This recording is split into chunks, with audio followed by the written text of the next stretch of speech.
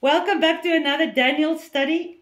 It's becoming more and more exciting because as you watch the news and you see Charlie Kirk and you see Donald Trump and you see UK with a digital ID and you see all these things and you hear about the Marburg virus and all these things are slowly but surely coming together. And the last time we touched for the last couple of weeks on the law and the prophets and on the times and the laws. And we spent a lot of time where I tried to convince you that the law and the prophets will be our guideline and our training manual to understand the end days and to understand prophecy. Because like we discussed now with the Israel Vision people, once you have an understanding that you cling to, you tend to also read the prophecies out of that understanding. And then, like with them, everything they read is black and white. It's either for black people or for white people. So we must try to see the entire message of Scripture from beginning to end in a consistent way. When I'm going to give you an example. What something is in the beginning, and it's consistently the same through Scripture, all the way to the end. Once you understand what that definition meant in the beginning, and you see what it means in the end, then it's going to mean that same thing throughout Scripture. So I'm going to pose a difficult question for you. What was talking about times and laws, Daniel 7? Because I'm trying to broaden the perspective on this very, very clever thing that the Antichrist is going to change and has already done a lot of work. It's not all going to happen just at once somewhere in the future. It's been coming for generations already. So to understand, for instance, the definition of bless, what's the very first thing that the Bible talks about that has been blessed? Seventh day. So what does the Scripture say? God created 6 days. And then he made it holy, the seventh day. And he blessed it, Yeah. and he made it holy. So those two things are different. Okay, so it's not blessed, it's made holy. No, it's blessed. But the fact is, those two things are different. It says he blessed and made it holy. Okay. He blessed the Sabbath day. So the first thing ever that was ever blessed in the entire written history of this God who created this earth was the 7th day. Okay, what's the very last thing in Scripture that is blessed? If you don't know, don't look at me. Take your Bible. In the Revelations then. Go to Revelation. Go to the last chapter and start from the last verse. Walk your way backwards and find the last thing that was blessed. You're not going to find it in the ESV because the ESV is a piece of shit. You can use it for paper when you go to the loo. You will not find the verse there because they've changed it. So that is when we spend time with Yahuwah at the end in the Garden of Eden as it was in the beginning. No, I hear you, but my question is, what is the last thing that's actually written in your Bible that is blessed? You already told me the first thing is the 7th day. Blessed are they that do his commandments. So what's the very last thing in Scripture that's blessed? His commandments. Is his commandments blessed? He says so. No, read carefully. Blessed are the first people that do. So the first thing he blessed was his 7th day. The last thing he blessed is the people who keeps his commandments. And his voice. Do you see the correlation that I'm trying to show you? And this is not me. This is in Scripture. It's called the law first mention. The law first mention says, whatever the word that you are trying to find the definition of means in the beginning, that's what it means in the end. So Father bless his 7th day. He blessed that which he called Shabbat. He's not going to bless any day outside of Shabbat. Because how can you bless 2 different days? And the last thing he blesses, it's like the culmination. So the first thing is, here everything starts, and then it goes through 6,000 years, and then we come to the end. And it's almost like the grand finale of all blessings are now for the people, according to your Bible, that keeps God's commandments. So what I'm trying to explain to you is that definitions in Scripture does not change. I understand where people are coming from that says it does change. But just for getting Daniel under our belts, we need to get, because I've proven with blessing, I've proven something to you that you might not have considered before. But with that in mind, we have to have a consistent understanding of what things mean. Otherwise, you can have 10 people that can explain Daniel to you with 10 different viewpoints, because everyone has a different definition for time and law and Antichrist and all these things. What good is that going to do you? We have to have consistency with definition. So if you open a dictionary and the definition is this, then no matter where you use that word, the definition stays the same. Having said that, what is the definition of fulfilled? Because a lot of our struggling to continue with Daniel 7:25. So not going into conversation like the previous times, but it's beneficial for me and you to agree on the definition of fulfilled. So when you look at you've got a Strong's Concordance there. Have you done the study on the definition of fulfilled? I haven't done a study on fulfilled. Where Yeshua says, not a jot or a tittle will fall away of the law until everything is fulfilled. Okay. So with some explanation from the part of the religious world that believes Yeshua changed it, they look at the word fulfilled and say, because he fulfilled it, it is now sort of a little bit different, sort of changed. So this is what I want to ask you now. Would you like to look for us at G1096? At G? Sorry, Matthew 5 verse 18, the Greek concordance for the word fulfilled. Okay, at Matthew. Just because I don't just want to roller coaster over anyone who doesn't agree with the definitions. I want to be able to enjoy Daniel 7:25 because it is an amazing prophetic, important understanding for the end days. Okay, so G for to make replete, that is to cram, level up, or to furnish, or imbue, diffuse, influence, satisfy, execute, finish, verify, accomplish, complete, end, expire, fill, fulfill, full, fully preach, perfect, supply. So which one of that, if you take the word fulfilled and now the implication in the Greek can be one of about 20 words. Which one is it? I would say perfect. That's what you would say. But she would say, Accomplish. she would say finish. Yes. Oh, well, you can take end or accomplish. End. So she will take accomplish or end, which means there's a stopping point.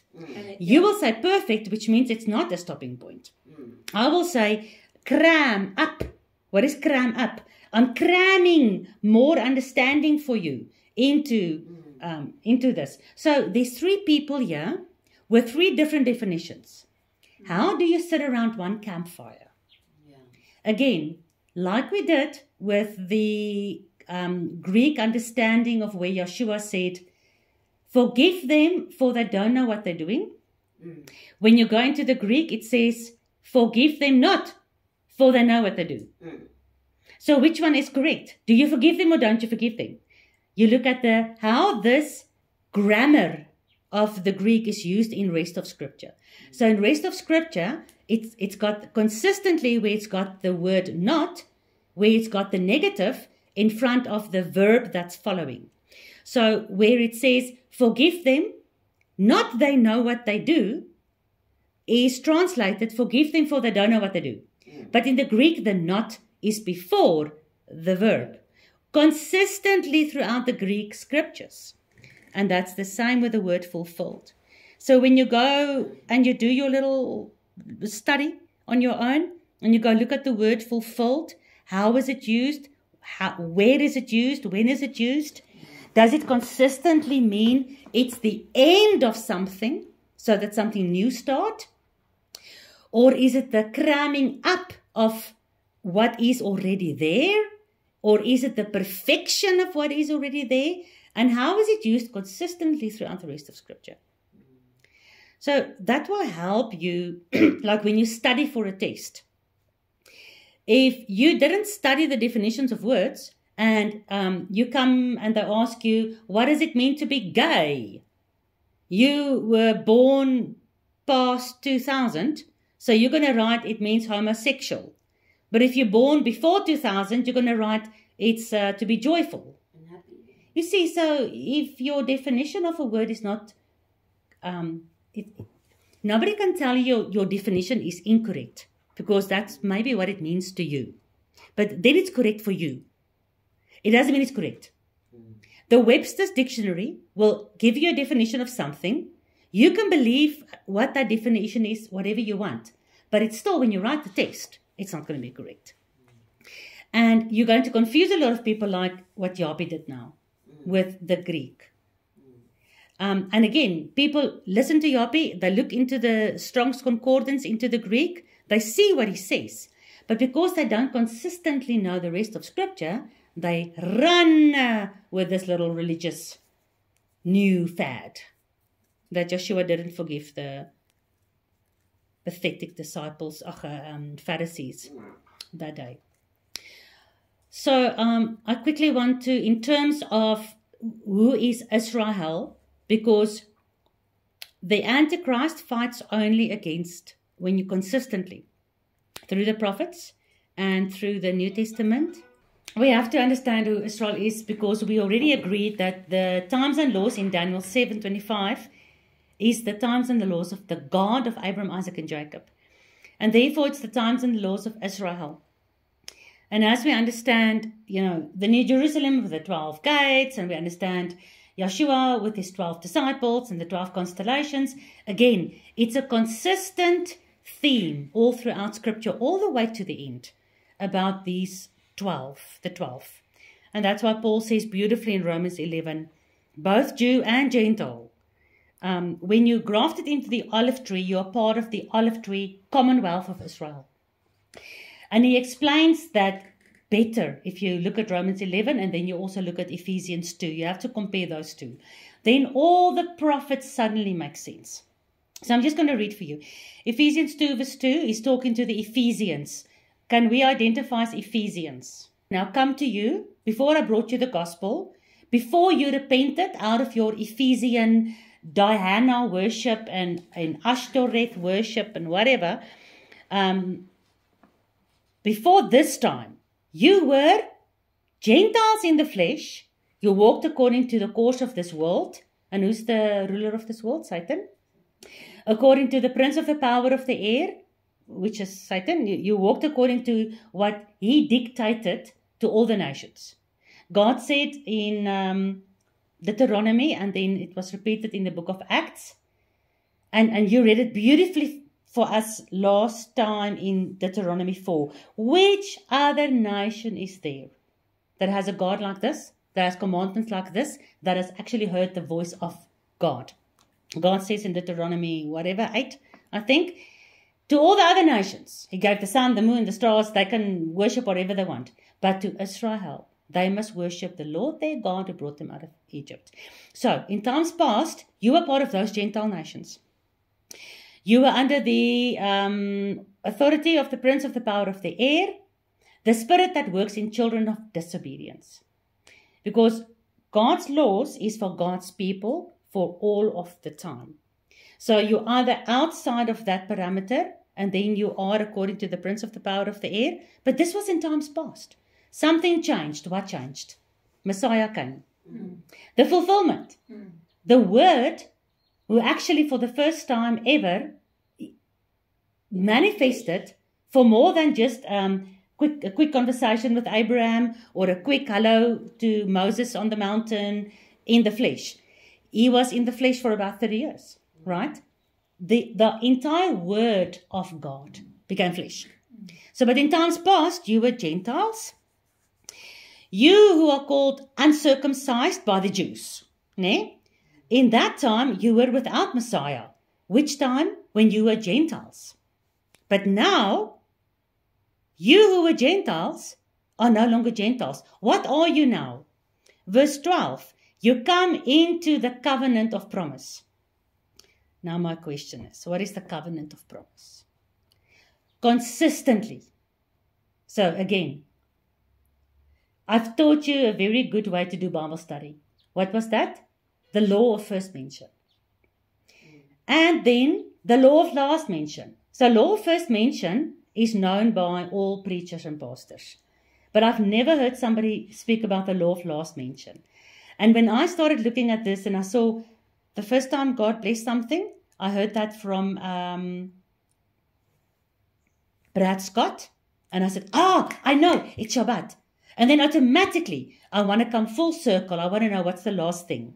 And then I remembered it was Revelation 22:14. Blessed are those people that keeps his commandments, which includes the Shabbat, which is times and laws. So what's the very, if Paul is a consistent, trustworthy, true writer, then what does the covenant of promise mean? Not what we think it means or what we want it to mean. The law of first mention gives you the standard of what the definition of that word is, and it cannot change up to the very last time, covenant of promise. So the first covenant of promise? For me, that's with Abraham. Well, there was a couple of them before, like with Noah. There was a covenant of promise. Okay, but with Abraham, he made the covenant that in you all nations will be blessed. So if he now speaks to the Gentiles, that's good. Yes, that's good. So there's 7 covenants of promise altogether. The first one is actually with Adam. Okay, because all mankind, out of one blood, all nations were created. But this one says the covenants of promise and the commonwealth of Israel. So was Israel born at the time of Noah? No, only after Abraham. But God said, you and your seed. So what was the seed inside of Abraham? It was Israel. So the first covenant of promise, where the commonwealth of Israel was educated, confirmed by God, is the covenant of promise with Abraham. What is the covenant of promise with Abraham? That through his seed all nations will be blessed. And then what will happen to these? And be part of the commonwealth. And yes, good. And what will happen to these people that are these nations that are blessed, and now they can be part of the commonwealth? What's the big thing? What's the big deal for them? Well, they are part of God's people now. So what about that? What now? What's going to happen with them if they're part of God's people? Well, they will also be able to be saved and have eternal life. Well, they're absolutely going to be saved if they're part of God's people. Yes, yeah. You have to be saved first to be part of God's people. But I mean, what's the big deal? What was the big thing he said to Abraham? The Messiah will come out of his seed. Yeah, well, he didn't pertinently say that. But what was the big thing? Why did he have to come out of Babylon? To go where? To go to the land that he will give him. To go to the land that he will give them. And from there on, he never stopped talking about the promised land. He never stopped talking about the blessings of the abundant oil and wine and pomegranates and peace and honey and everything of God's people living with God in God's land. So this is the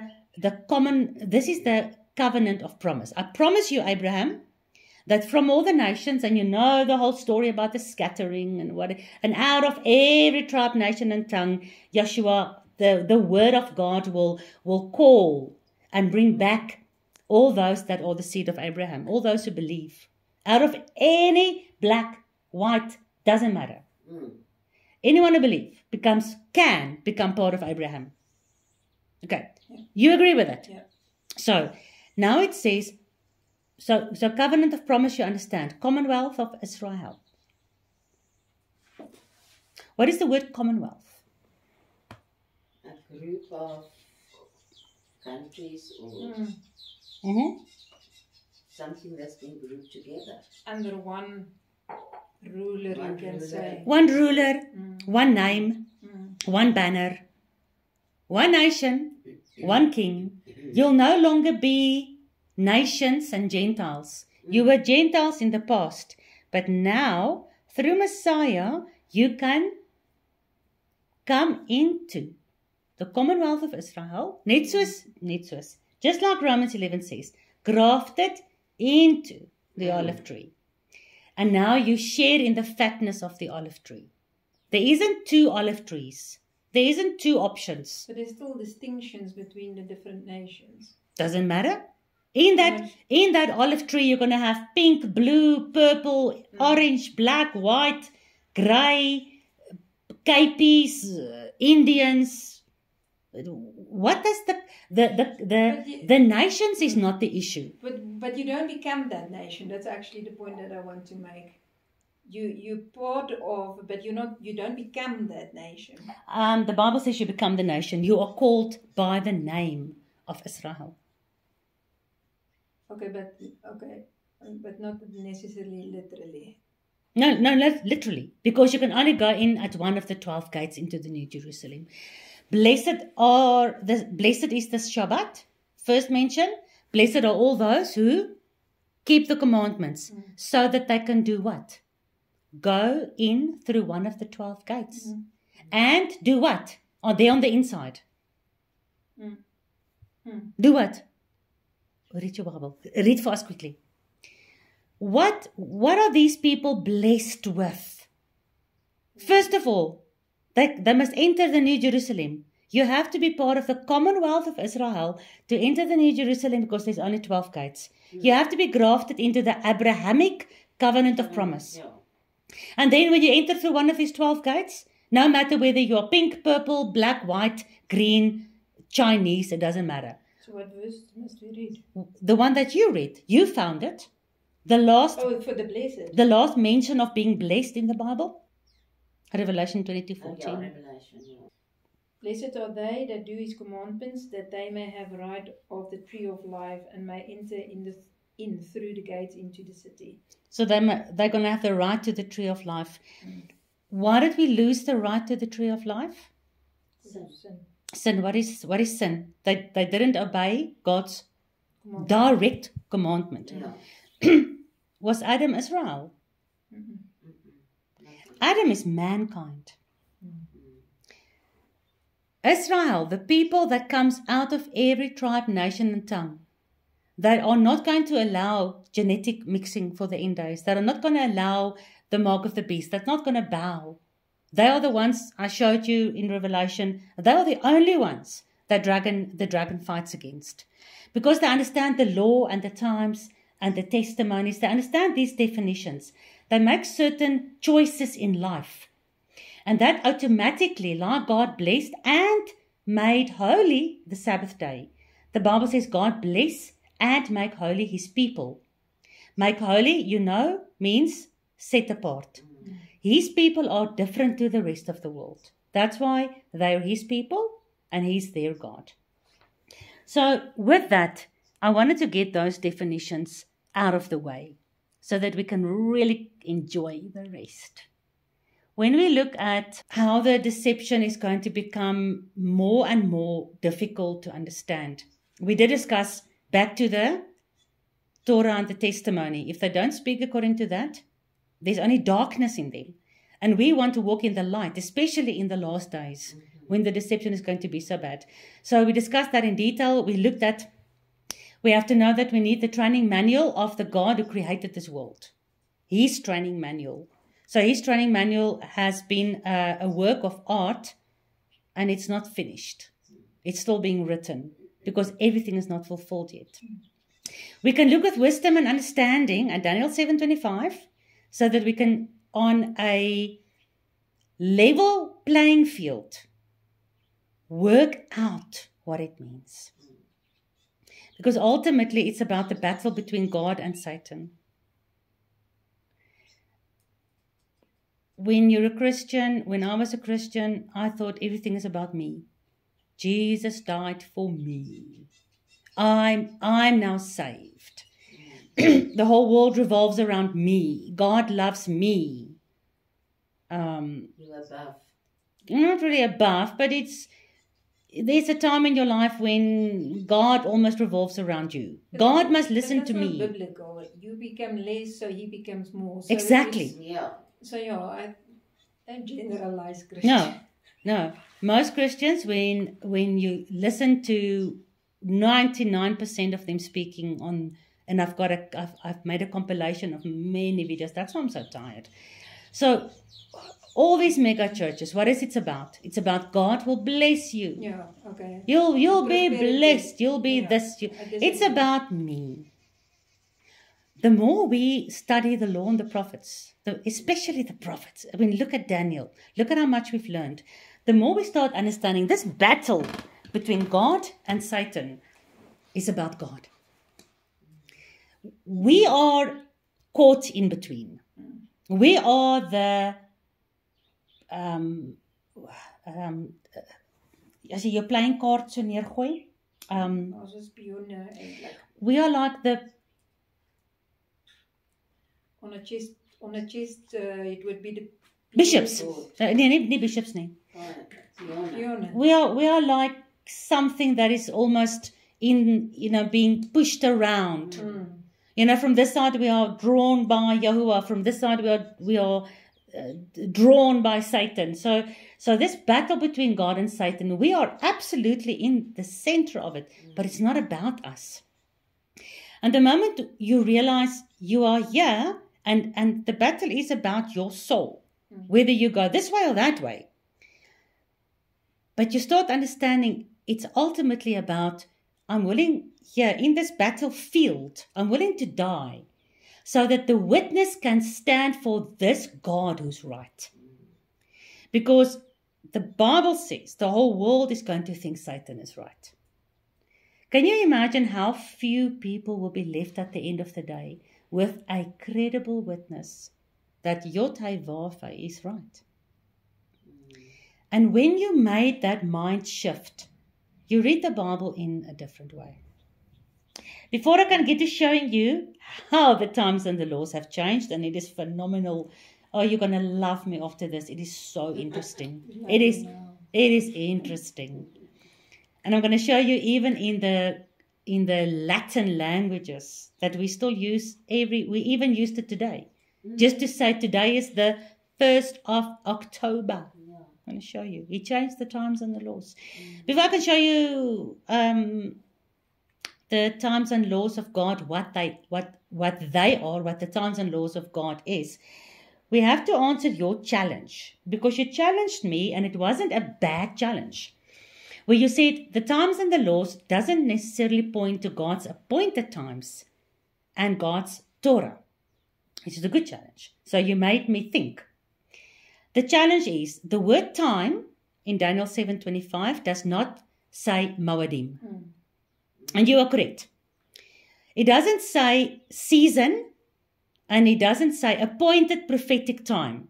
Like I wanted to prove, times in Daniel 7:25 is all about these Shabbat days of God. Because it's not only about the Shabbat days, it's about the 7 feasts in the year, it's about the sabbatical years, it's about the Jubilee years, and it's about the prophetic timeline of 6,000 years plus the Shabbat year. The seasons that I teach, the people of Yah must keep, for me, and only according to what I saw in Scripture, is indeed these appointed times. So, let's look at the challenge. Times in Daniel 7:25 is the Hebrew Zeman. It's H2166. Can you please read for me the definition? Say that again. What is it? Daniel 7:25. But in Strong's it's different. But I had that word. In Strong's it's not that What is word. the word? Zeman. Zeman. It says Idan. Yeah, but where it says change times. There where it says he will change times. That is Zeman. So it goes. It's about change. So read. What's the word you're looking for? Well, where it says changing the times. So I've got at the Strong's there's a change, there's a definition, and then at times as well. So click on times. Is it okay, H? Zeman. Okay, at times. So read for me the definition. From the same as season or time. So we disagreed that time can mean season because Moadim also means season.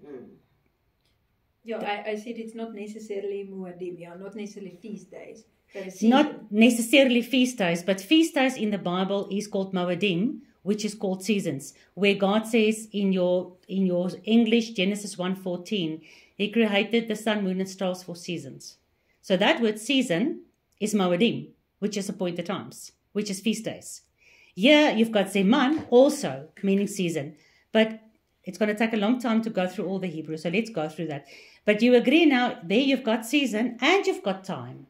So sometimes Zeman is used for time, like in TikTok time. And sometimes Zeman, go through your Bible study, go through your research. Sometimes Zeman is used for season.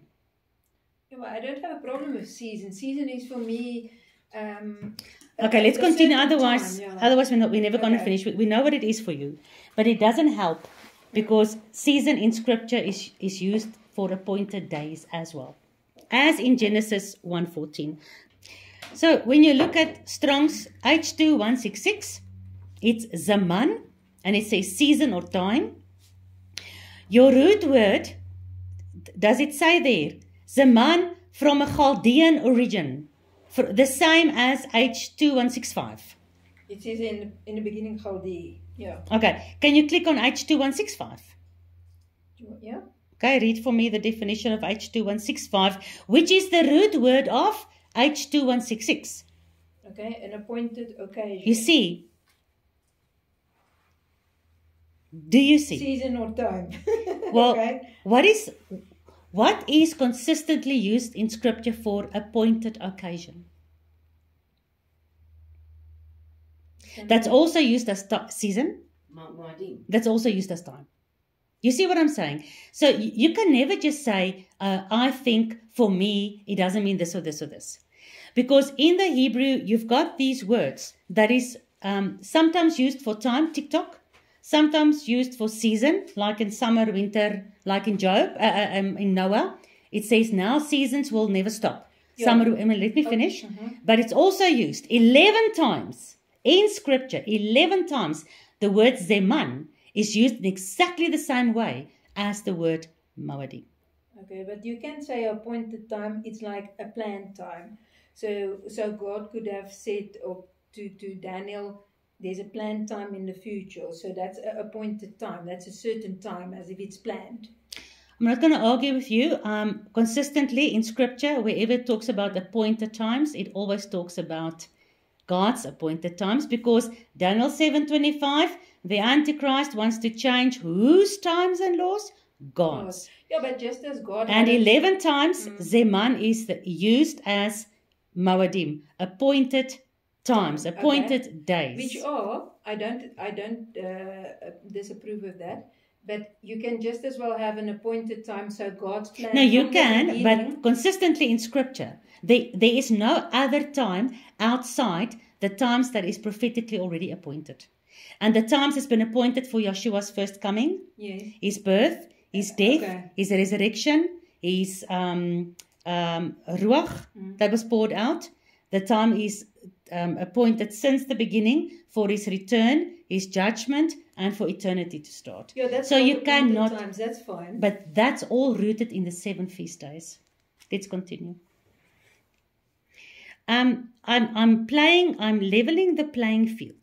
You don't have to agree, but you cannot deny that this is opening a little bit more of the door for you to have a wider perspective as just this narrow-mindedness. So, how many times does the word time appear in Daniel 7:25? Can you read it for me again? Daniel 25. And he shall speak great words against the Most High, and shall wear out the saints of the Most High, and think to change times and laws, and they shall be given into his hands until a time and times and the dividing of time. So the word time in Daniel 7:25 is mentioned. How many times? 1, 2, 3, 4. 4 times. So according to your definition of time, what does each one of those times mean? Until a time. So that's the 3.5 years. No, not what I explained to you. According to your definition, because remember the last time you said it doesn't necessarily mean appointed times and whatever. So when you look at those 4 places that time is mentioned, does all these words time just mean a period of days or years that we are living in? Because you said the times that the little horn wants to change, is not the times of God necessarily.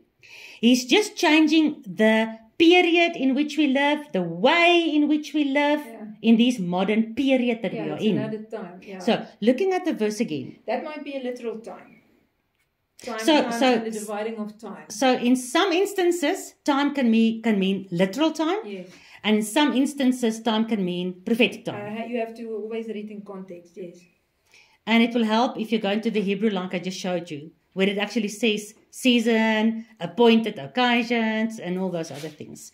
So changing the time in where it says changing the time, the Hebrew was zeman, which can mean time and season and appointed occasion.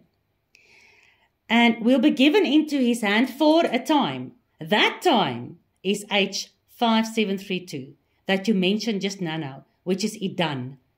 And Idan. So that's an end time for me then. For you, I've stopped caring what it is for you. Okay. Do you want to click on the Greek, on the Hebrew concordance and tell us what does Idan mean? Must I go to H5732 or what now? Well, in Daniel 7:25, yes. Not to the Zaman, H2166, Idan. to the other times. Okay, from Chaldea, from a root corresponding to that of a set time, technically a year or time. So you see now, what you said the last time made sense, where you said, the first time that the word time is used doesn't necessarily mean appointed time. It means a set time, a period in which we live.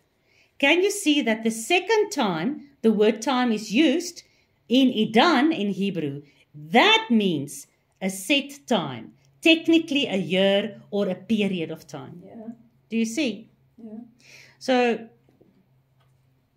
what you said is applicable on the word Idan and not on the word Zeman. Could you see that in the Hebrew? Let's continue. The root word, just for interest's sake, the root word for the word Idan is et. And you're not going to... Oh, et is so beautiful. Et means to witness. Because what? God is going to call us to be witnesses for him in the end days. But the Antichrist wants to change the times and laws, so we witness for him on Sunday now instead of Shabbat. So you can see in the English, you will never, nobody can understand in the English, the difference between time used here and time used here and time used here, because it's all just time. It's like with hell. You're going to go to hell. David went to hell. Yeshua went to hell. But it's all different words in the Greek and in the Hebrew. Same as with time. You've got different words in the Greek and the Hebrew, giving you a different understanding of the times that the Antichrist is going to change, which is the appointed occasions, the seasons, but there's also the word time in it. And then you've got times like time, times, and half a time, which is specifically a set period. You cannot mix up the two, because then you're going to misinterpret your prophetic understandings. So I just think if he was meaning specifically Moedim, he would have used the word Moedim. So did he write in English or in Hebrew? So what's the Hebrew word for Moedim? Well, the Hebrew word for Moedim is Moedim. Yeah, but that's why I say, why didn't he then write Moedim? Well, what is the English translation of Moedim? Feast days. Feast days, what else? Times, appointed times, what else? I don't know. Genesis 1 verse 14. He created the sun, moon and stars for seasons. Okay. So it's So- got more than one meaning, okay. So the fact of the matter is, when Yahuwah speaks, he speaks in his language. We translate it in whatever we want. And we do not have the vocabulary that he has. So when he spoke to Daniel, or to anybody that was listening, that knew the prophetic definitions, the definitions for them didn't change. This is what it means, and this is what it means consistently. And for the word time, you've got like 3 different words. But for us, we only have time. So it makes it difficult. That's why it is such an amazing thing that God said, in the last days, knowledge will increase. Because my father and mother never went into the Greek and the Hebrew. They didn't have a clue how to do it. We do it by the click of a finger. See how easy it is for us, how the knowledge has increased. So the first time is used in Daniel 7:25 is not a set time. That is the second time the word time is used, et. That's a set time. The first one has a broader meaning, but it's not set time. Okay, let's continue. You can see in the English, we'll never understand what the Word of God really says unless you believe and keep the times and the laws of Yah, and you have a desperate, burning desire to look closer and understand what He meant when He said it, not what the translators meant when they wrote it. But I want to show you something even more amazing. In Daniel 7, the same chapter, you've got time again. Daniel 7:12. Read for me. As concerning the rest of the beasts, they had their dominion taken away, yet their lives were prolonged for a season and time. So here season and time is now summer used together. So is it a set time? Sure, because, even when Satan is cast out, he knows his time is short. But even though it's a set time for him that is short, and the 3.5 years time times and half a time, that is a set time that you can tick-tock, you can count it off. It's a set time. And yet it is one of the most repeated prophecies all throughout Scripture. It's such a prophetic prophecy. It is such an important prophecy. It's mentioned 1 million times. So it's so much more than just a set tick-tock period of time. Because it's a prophetic time period, not just in terms of hours, minutes, days, and months, and years, but also it is a time that is now here, according to the prophecies. It is the time yet appointed. Because now you read the rest of Daniel. I wish I had time to go through all that. But it says, seal these prophecies. Even for the time of the beasts that is going to be ruling in a set period, but also in a set season. The little horns season, Satan's season. It's called times, it's called seasons, interchangeably. What was I supposed to say? God said, seal the prophecies because it's only for the time appointed. Set time appointed or the prophetic time appointed. Because what is the prophetic time appointed? We read it last time. Deuteronomy 4, God said, when you are in tribulation, even in the last days, then you will call upon me, and I will make you find me, and you will remember. So it is for an appointed time, but is that a set time, or is it a prophetic time? It's both. So a set time and a prophetic time can even be used interchangeably. That's why I don't have a problem with Zaman. Sometimes in the Bible used as a tick-tock time, and sometimes used as an appointed prophetic time, and sometimes used as an appointed occasion. And occasion is a horrible word. another word for occasion is a appointment. There's an occasion you have to come to. There's an appointment you have to come to. We've made the appointment long time ago. The appointment is for a set time. The zedan is for an idah. But the idah can also be a zeman. And they can both be, and they can both fit into Moedim. Isn't it beautiful? Hebrew is beautiful. So, which one of these two words that you learned now, ne? For time, zemam or idan, which one do you think is used in Daniel 7:12? Idan, I think. Look. Idan, time. And season in the Hebrew, there in Daniel 7:12? Zeman. So here you've got zeman translated as season, not as time. You see what I mean? It's interchangeably all throughout Scripture. Daniel 2:21. Go for me there, please read for me. Whoever wants to read. And he changes the times and the seasons. He removes kings and sets up kings. He gives wisdom unto the wise and knowledge to them who know understanding. So what do you think the word time there and the word season there? What do you think the root words in the Hebrew are there? It's also Idan. You see, Idan, but now Idan is used for which word? For times and seasons. Time. No, not for seasons. Time. And season is the root word zeman. Where zeman was the root word for time and not for season in Daniel 7:25. So the time in Daniel 7:25 that the beast wants to change is the word zeman. That means times and seasons and appointed occasions.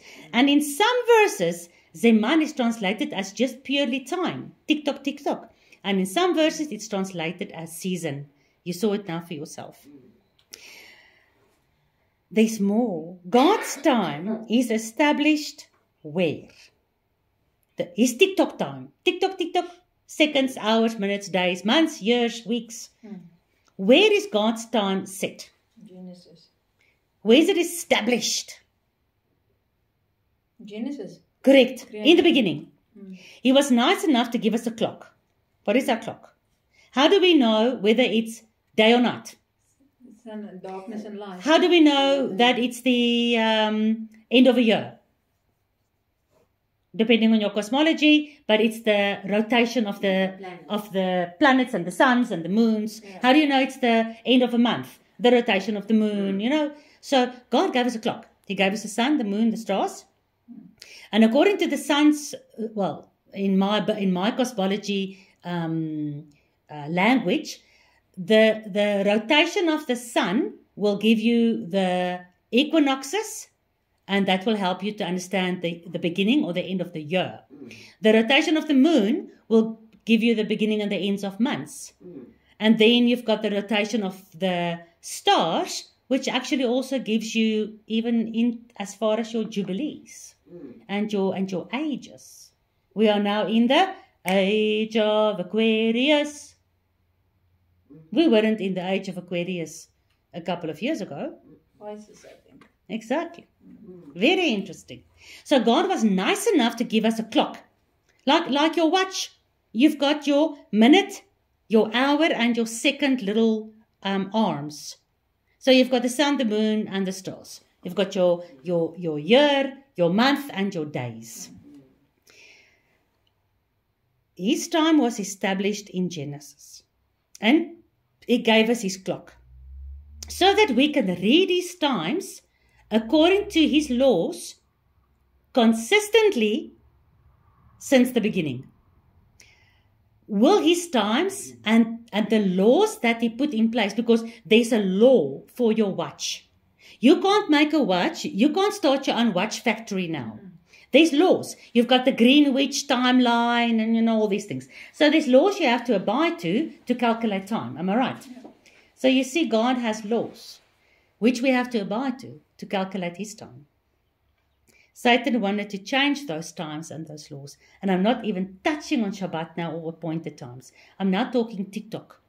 I'm talking general stuff. So concentrate. It's freaking amazing. So you want to change literal time. Literal time. Okay. Let me show. He's already done it. Okay. Because it's about, because what does Antichrist mean? Against. Well, how's the Antichrist going to deceive all the world if he's against? He look like, but he's against. I said, and John, I think, says, whoever not believe, whoever not doesn't acknowledge and believe he's the Antichrist. That's sure. But how will the Antichrist deceive even the elect if possible? Yeah, he will look like. So he will look like. So he's going to be almost like a copy, good word, in the place of, here's the real Christ, but here for a time, times and half and time, here's your Antichrist. So he's the instead of. Yeah. He's the instead of Christ. He's a copy of the Christ. The Jews must think he is the... Well, the whole world must think it is. Yeah. All nations, tribes and tongues. Even the Jews. Especially the Jews. Yeah. Because the Jews are blinded up to the... Jews snatched out of fire. So Antichrist actually has a better explanation in the Greek. I told you last time, remember. What is Antichrist in the Greek?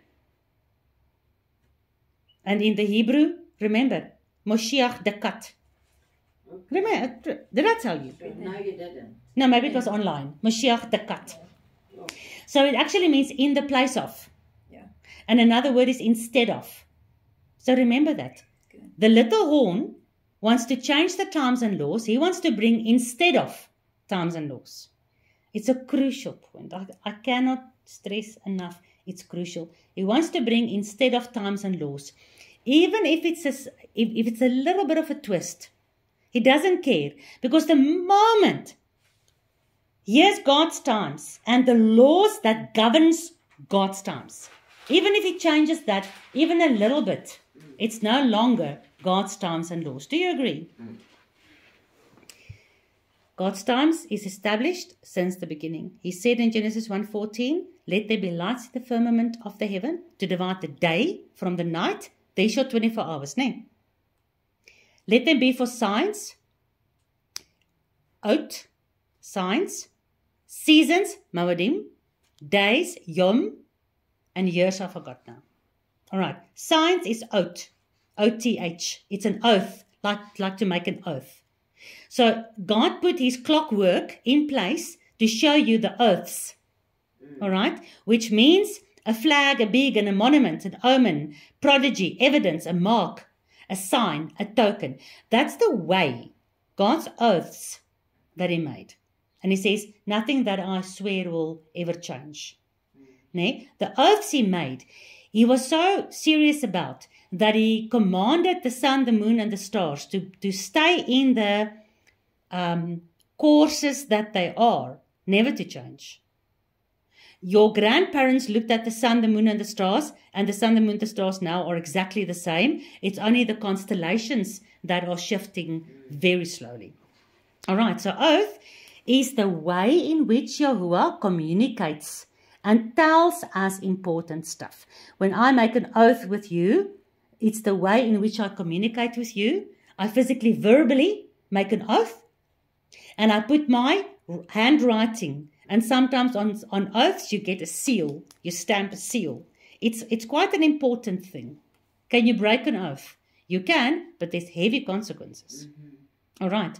So no matter if we read the clock in the firmament to see the actual Moedim season or just the normal tick-tock time, because we see both. We look at the sun, the moon, the stars. We know whether it's day or night, what time of the month it is, what time of the year it is. Right? That's tick-tock. But we also look at the sun, moon, and the stars to work out our Moedim, which I showed you, Zaman, Edom, and Moedim, they're all used interchangeably. So whether you look tick-tock or you look feast days, you look at the clockwork that God put where? In the beginning. You agree?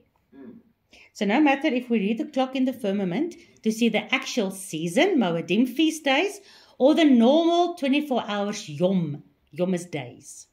So whether it's Moedim or Yom, it doesn't matter. We look at the same place. Or if we want to understand what time of the year is Shana. Shana no no. Remember that? Do you remember that song? Yeah. How did it go? Shana no no. What was that? TV program. Yeah. Years ago. So Shana is the word for years. So whether we look at Moedim, Yom, Zenam, Ida, or Shana, the same sun, moon, and stars are the hour, minute, and second hands on the clock or on your watch. That is used to show us the Muadim times, the daily times, and the yearly times. Physically, in reality, spiritually, and prophetically. Okay, there's too much confusion about what to do, when to do it, how to do it in the prophecies, as everything in these days are playing out. Because man has decided for himself to follow the satanic way of keeping times. I'm talking literal times. Which is the time keeping not according to Jehovah's clock. Now, there's a lot I have to say about this. It's not going to work out if we have to do it in 5 minutes. Okay, yeah. But let me stop here, and we'll continue next time with a realistic physical tick-tock time. Okay. And do a little bit of homework. That's going to change. That has already changed. Do a little bit of homework. Let's see what you come up with. I'll see you next time.